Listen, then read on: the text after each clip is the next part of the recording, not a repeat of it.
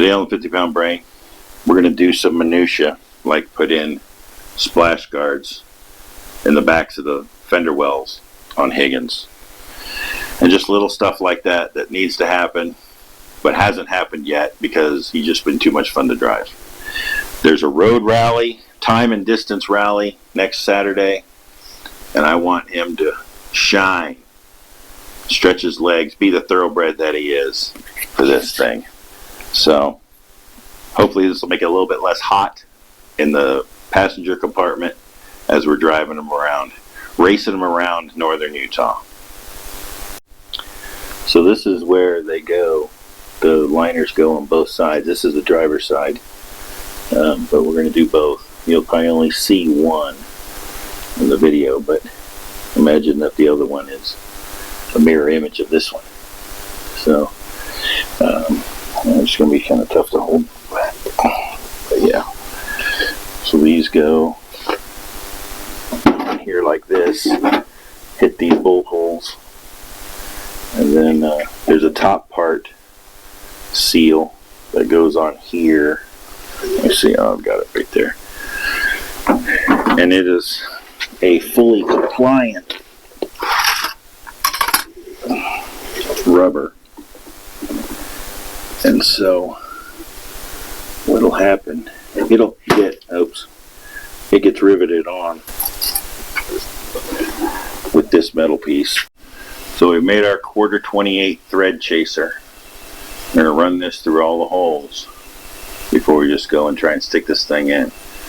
Because who knows last time that it's had clean threads in there. Alright. Oh, this bottom one doesn't even have a nut in it. So we might have to, if we deem necessary, have to shoot a rivet nut in there. Let's lube this up.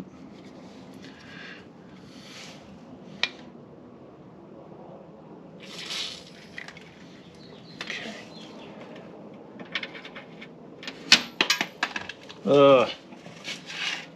Sausage fingers.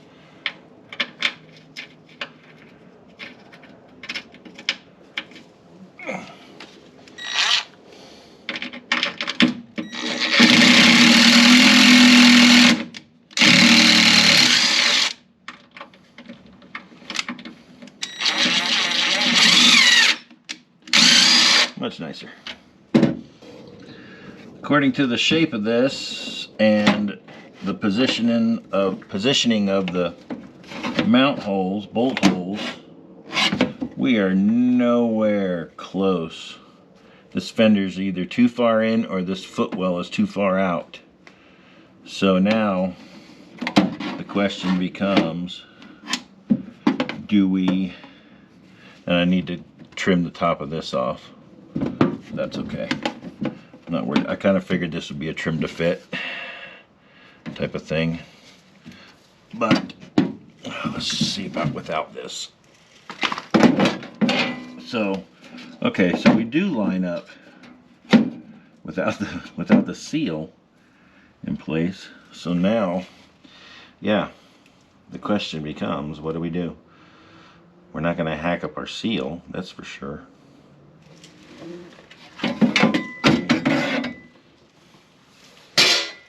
I guess we could, but I mean, I don't know if you can see because of the shadow.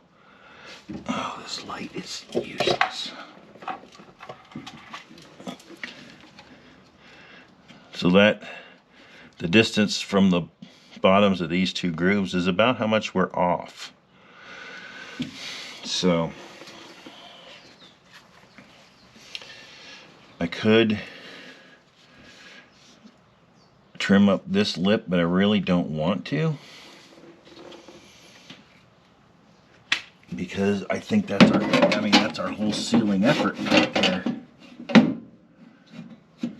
But there's, if we move this all the way out, I guess the only part that really gives us problems is up top here. I don't know if you can see it, where it's the closest to the fender. Now I could try and trim up this edge a little bit And maybe that's what I do. Although that's a pretty edge. Although it really won't matter once the seal's on it, how pretty or unpretty it is. So maybe that's what we do. Take the nibbler and take off, I don't know, 1/4 to 3/8 of an inch off this edge. Not even the full length, just at the part really up here where it's the closest to the fender and giving us the problem. So. Okay, we came over to the 50-pound brain labs because I decided that what we're going to do is just machine out these slots a little bit, because this is it's something with just this car, and I think it was the way the repairs were done that the fender is too close to that row set of holes, because the passenger side fits great. In fact, it might actually even be sloppy when it's all said and done. So instead of trying to wreck this beautiful edge right here with the nibblers, I'm just going to hog out these slots toward the edge more and get it to fit. Plus I need to come and find an air hammer anvil to do rivets for that. And we're just going to hand hog them out because it just takes entirely too long to do a setup for what we're doing. And that's what we're doing. It's not pretty, but it keeps this edge pretty. And yeah, we were only off by 1/2 or 3/4 of a hole, so that should give us plenty of adjustment. So let me do the rest of them. So we got them all hogged out, and I used the mill, but I ended up using the old sheet metal hole bit to clean them up, and honestly could have used that for the whole thing. So for all you kids watching, try and do this stuff the safest way possible, which would have been, I guess, maybe using that. And always use your welding and machining footwear when you're doing this kind of work. We've transferred our hole pattern from the upper seal to our backup plate. We need to put this same pattern onto the splash shield that we just got done machining. I got to admit, this is pretty exciting when I get to do something new. Today we're doing sheet metal work on old Higgins. We're going to rivet this thing on with real bucking rivets, not pop rivets. So let me get my air hose.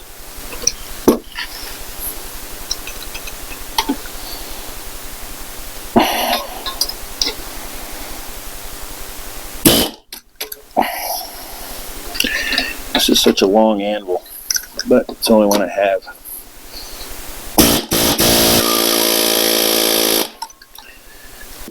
Yeah, I wish I had a shorter anvil for this, but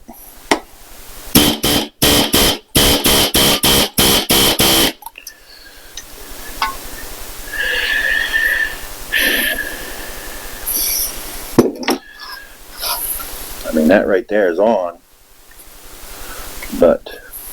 And I really could trim these rivets down some. I tell you what's not going to happen. It's not going to come apart.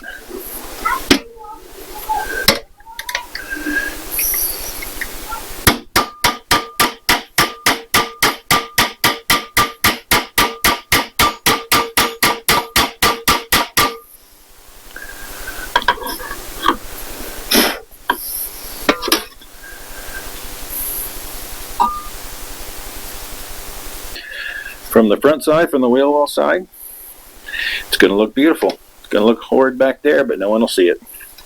All right, let's put our the rest of our steel strip on and cut it off, cut it to length, and install it. There it is. We'll get knocked off a couple points at Pebble Beach for that missing bolt and for all the Master Car hardware, but we don't care. Our awards that we get are the thumbs up and the conversation we get from people. So Higgins is he's a winner no matter what, and he knows it. It's just like what you tell your kids.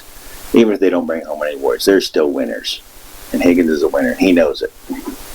So the only only thing I've done differently so far on the passenger side one is I've put all the rivets in place and taped them in, because that way you're assured they're still aligning as I start whacking on this thing and knock the two plates out of alignment. So it can only go so far, but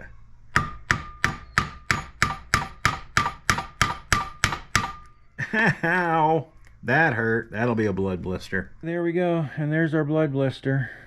Yes, it's gonna be awesome. Okay, let's go install it. So one of the other things I want to do is put these fender stabilizers that go from the chassis to the edge of the fender, because this will sit here and oscillate when you drive, and it'll eventually fatigue out the fender, and could crack the paint if it really gets bad enough, if the distance that it travels gets bad enough. So there are provisions on the chassis to mount this cross piece to stiffen it up. So let's get that mounted. I've already done the driver's side. I'll just show you on the passenger side. And that's all there is to it. That right there. But it keeps this baby nice and stiff. So one of the other things we're doing, well, we've got him in dry dock before the big rally, is I want to change his thermostat to 160 degree thermostat. Had a 180. And I think when I drove him out on his first long road trip last Saturday, he got hot. And I think it was just a matter of the 180 degree thermostat. He got the radiator and the cooling system got behind and couldn't catch up, even with the electric fan. Plus, it was just hot out last Saturday. So we're going to change this to 160 degree thermostat. And I have one gasket. I have the gasket for this surface, but I don't have a gasket for this one. But they're very, very close. So I'm going to use that gasket as a pattern. Here's another, this is the second housing, to make a gasket for this flange right here and change our thermostat over. So there's our gasket we need to cut out.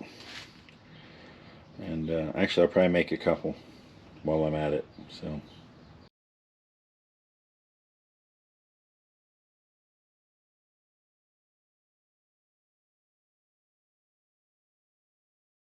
pretty good. Let's see if we can get this.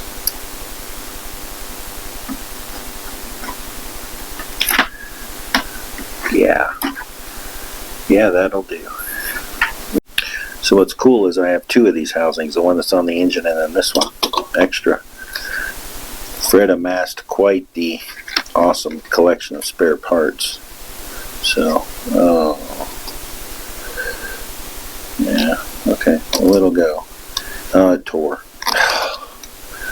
Okay, so note to self, make this hole a little bit, that spread a little bit bigger. Alright, let's try it again. So I think the old cardboard box is too compliant a surface, so we'll do it on this wood block.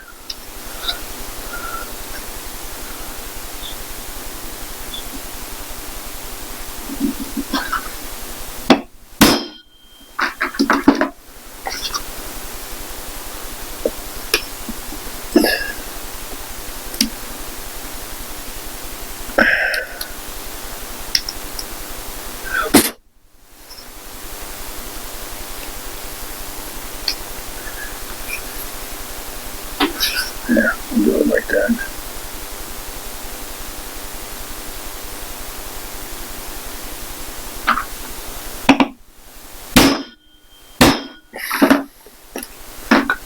Let's see.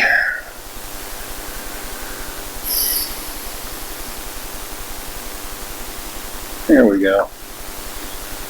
See, that's still, you know what, got more margin on this side, so let's cut us a little bit more.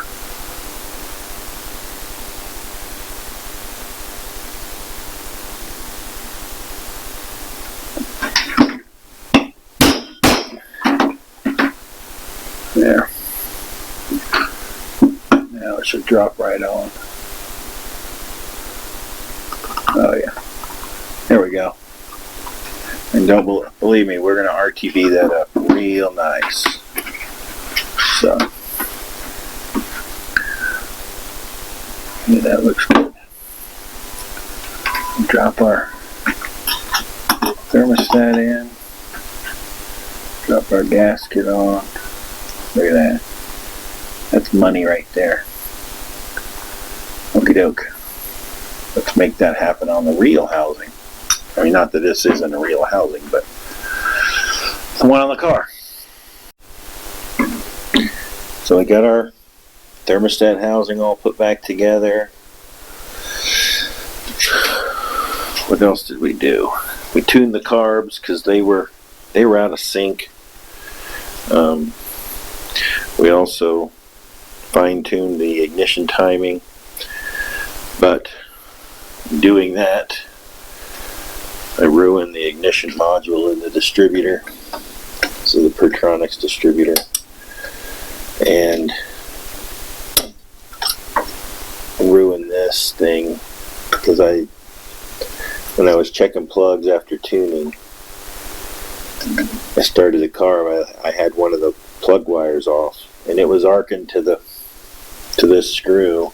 And as soon as I got it away from that, and it didn't have a place to discharge, it wrecked that pickup. So I got a new one on order.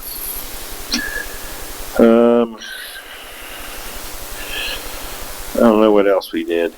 We're getting this thing ready for the rally. We're going to make some seat covers. I want to make some seat covers. I have the material. Hopefully I can get them done before Saturday. So I also want to get the glove box installed because I think we'll need it carrying stuff.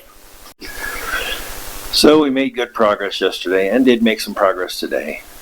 Took a couple steps back with the destruction of an ignition module and pulling out of a rear stud from one of the hubs.